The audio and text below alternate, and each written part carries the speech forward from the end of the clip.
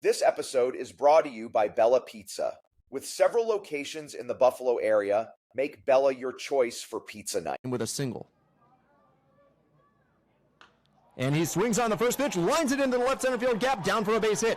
Netzer turns the corner at third. He's coming to the plate. He slides home safely. Mike Osinski with the game-winning hit, and the Red Sox have topped the Winston-Salem. Hey guys, today I am here with Michael Osinski. Michael Osinski was a 2017 draft pick from the Boston Red Sox, 31st round Boston Red Sox. Just an amazing accomplishment, amazing feat on its own. And Mike's got a really cool story about his path, his trajectory from baseball into where he's at now. Thought he'd be a great guest. So welcome to the show, Mike. How you doing? Thank you. Good. How you doing? I'm doing great, man. And thanks for asking. We're gonna cannonball right in. The baseball career, 2017, right? You get drafted. And how was that? How did the draft itself go?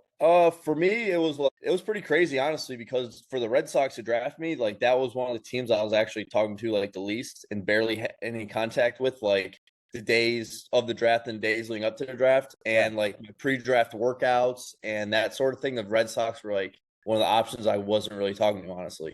They were like showing no interest. Yeah, like they were talking to me like. So, like, the guy from my school that got drafted 2 years ahead of me was drafted by the Boston Red Sox. Yeah. So, him, the scout that drafted me. Was that Washington? Yeah, Kyrie Washington. Yeah, okay. Yep. So, he had a really good connection with the scout. So, that's how it kind of like, okay, Kyrie was doing very good in the organization at the time. So, he's like, hey, maybe let's take another Longwood guy and see what happens, you know? Yeah, okay. So, at the time, Kyrie Washington was a top 30 prospect, hitting 20 home runs in his first season in low A high. So was he really? I think that's how it kind of worked out. But yeah, the days of the draft, like it was mostly like I was talking to the Dodgers a lot, the White Sox and the Diamondbacks and the A's. Like those were the teams I was really like on me, like, hey, would you do this? Would you do this? I'm like, yeah, like 100%, let's do it. But the phone call never came. So like when the Red Sox took me, it was kind of a surprise. But it was awesome at the time. Oh man, that feeling of elation, right? Just knowing that you were drafted by a Major League Baseball team, every little kid's dream, right? Are you from there? Or? No, I'm from Binghamton. Oh, you're from Binghamton. Okay, all right. Yeah. So still, you know, at any level though, wherever you're at, man, when you're a kid and just dreaming of that, and then getting that, was it a phone call? Is that what it was? Yep, phone call. Yeah, and you're just like you wish they probably, I don't know if you recorded it, right, but you wish you did. You wish you had that so you could play it back somehow and have that forever, man. And you know what it is? It's motivation for any kids, Binghamton kids, Eden kids, you know, any kids like that, man, who think like, oh yeah, there's no way I could ever get drafted. You did, and I love having guys like you on the show who have a story, who did make it, you know, far from over in the world of Mike Osinski, and that's why I thought you'd be such a cool guest.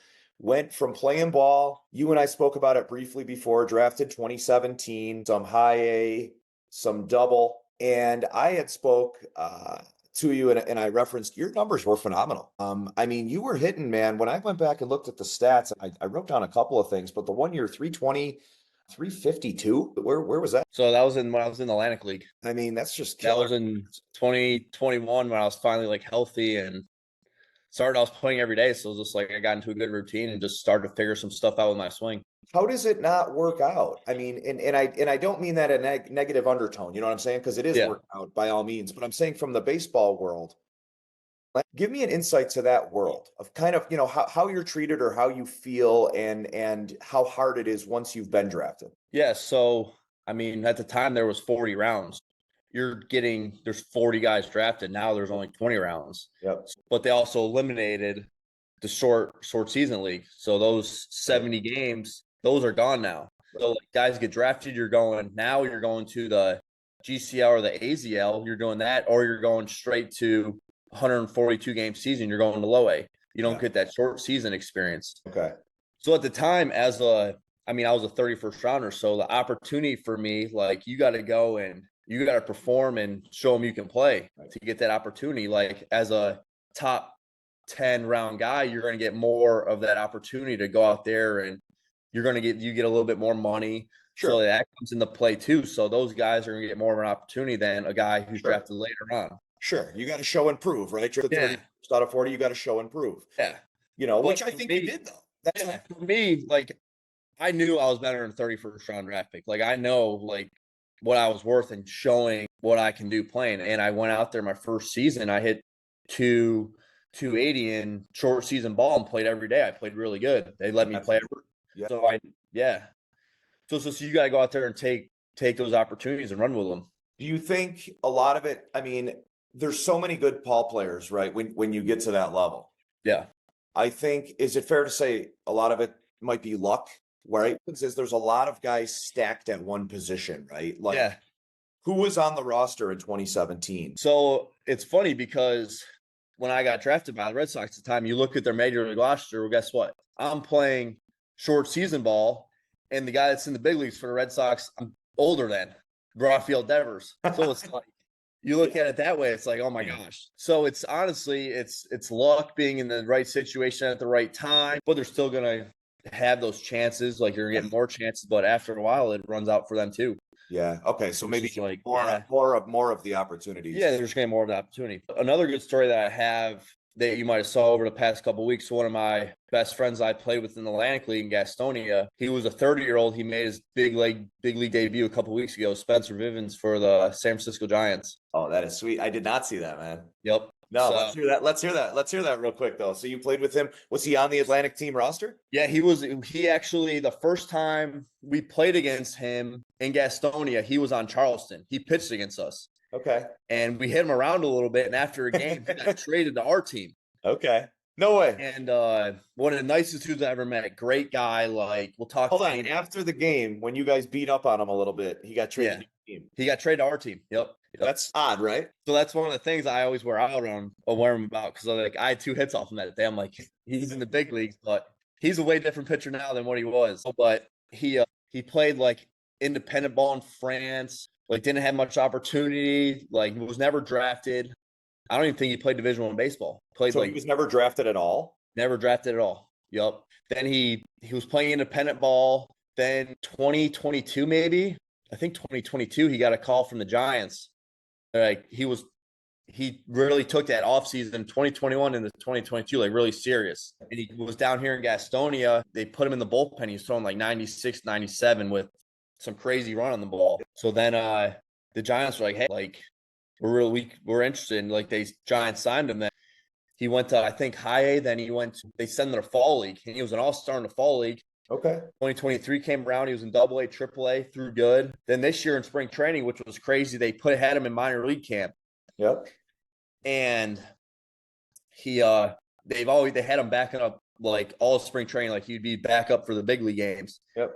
And after his one outing, Bob Melvin came out and talked to him. He was like, hey, we got to get you a locker on this side. So in the middle of spring training, which you never see, is crazy. So then he came up, was throwing good.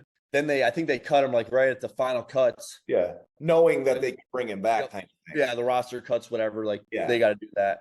Sent him to AAA. Then about a month ago, he got a call. They call him. He was throwing really good in AAA. They call him up to the big leagues. Yep.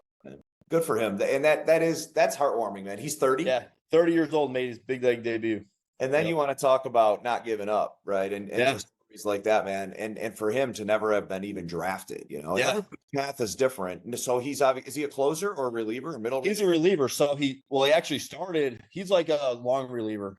Okay. He started this week against the Dodgers. Went, I think, 5 innings, 1 run. Get out of here, Tani. Yep. Wow. Okay, so he got to start. Yeah, he got to start. They just sent him back because they had Blake Snell and someone else come back, but he threw 17 innings up there with 17 strikeouts and like a 2.5 ERA. But let's get back to MO here, man. Let's get back to the big O, as I call your uncle as well. You made this transition. Tell everybody what a Jackman is. In the NASCAR Cup Series, there are 5 pit crew members allowed over the wall. Today, let's take a look at the Jackman. The Jackman is vital during a pit stop. They not only make sure the car's wheels are in the air for the carriers and the changers, they also hang 2 tires themselves. On the side, we want to mark 4 tires. This position is not for the weak. This athlete must sprint around the race car with a 30-pound jack, then precisely hit the car's jack post and raise the 3,400-pound race car with a single pump. Before dropping the car, they must also act as a second tire carrier by hanging the right front tire. Then, hustle all the way around to the left rear, hanging that tire as well, making this position the most challenging on pit road. So, on a NASCAR pit crew, I do the Sunday races for a NASCAR Cup Series, and I'm a Jackman right now, so I'm like the main person in a pit stop. Tell everybody here how you go from playing high A play Atlantic League. Yeah. And everybody's going to go, well, obviously he was just a huge NASCAR fan and he had a connection. One of his buddies must have knew somebody or something like that. Tell us. So it was kind of crazy how it happened, because when I was done with the Red Sox in 2021, it was like right around May or June. Now, and not to cut you off, but when you say you were done, what was the finality there? It was kind of like both of us talking, because I was in a situation where 2019 I didn't play because I got hurt. COVID happened 2020, so I didn't play at all that year. So I was at like a 2-year where I've only had like 100 at bats, and that's nothing in 2 years. In 2021, I was in AA and I was playing like once, twice a week. I'm just like, this is not really the situation I want to be in like all year. Like I want to go play. And not So to it's mention, just talking, and like they didn't like, hey, bring me in the office and release me. That didn't Right, how it worked. right. It was mostly us talking, like me and the coordinators, like talking things out. okay, Like what would be the best for me? That's pretty much how it worked out. you were cerebral enough to know and say, okay, I think this is. Yeah, like At that point, yeah. you're not making any money either, right? I mean, you're Yeah, I wasn't making any money. It was just like, it was a situation where I could have stayed there. I could have stayed with the Red Sox probably for another 2-3 years if I wanted to, and be a bench guy, play a few times a week. Like that wasn't really what I wanted to do. No, that doesn't fit your personality to me. You seem like No. somebody who's going to go out and go after it, man. Yeah, I want to go and play. It was All right, just- so sorry I cut you off there, but go back into this because I got to hear this. I got to hear this story.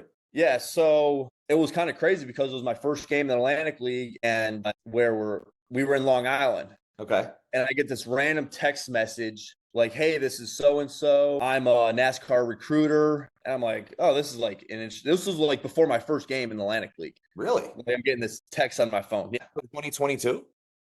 2021. Okay. Right when I was done with the Red Sox, I took like a few weeks off to figure out where I wanted to go play independent ball. Okay. So I went to Gastonia down here in Charlotte. So it was a new team. It was awesome place. Yeah, like, it's awesome. We were playing up in Long Island. So I get this text message like, this is so and so. I'm like, oh, okay. Like I text them back after the game, just like nothing really thinking of it.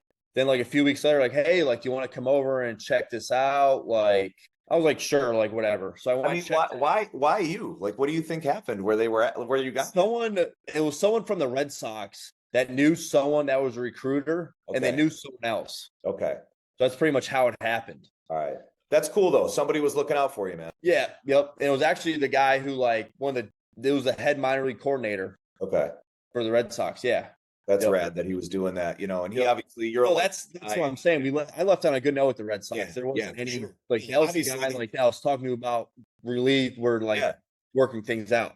Yeah. So yeah, like with that, and so I went over to NASCAR stuff, checked it out. I'm like, oh, like this is pretty cool. Like we'll see what happens. Then they Where did they take you? So like NASCAR, you say I went and checked it out.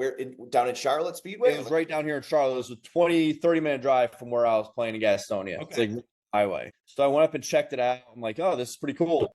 So then they're like, all right, like they took me through this testing, like this different mobility stuff, sprinting, like jumping. Really? Then they're like, and that was pretty much it for today. Like we talked, and they're like, all right, like we'll contact you we'll reach out. Yeah. Pretty much. Yeah. So then they reached out again in probably three weeks to a month. And they're like, hey, we want to send you down for more testing in Atlanta. So they do this thing called P3 where they do like all your body scanning. It's like another, like, see how everything moves, pretty much your explosiveness. So then they flew me down there. That's pretty intense, man. Like you're talking Yeah. combine stuff. Oh, 100%. Yeah. Yep. So they flew me down there for that. Then it was like another month after that. I was probably 2-3 months in the Gastonia season where I probably had around 260 at bats.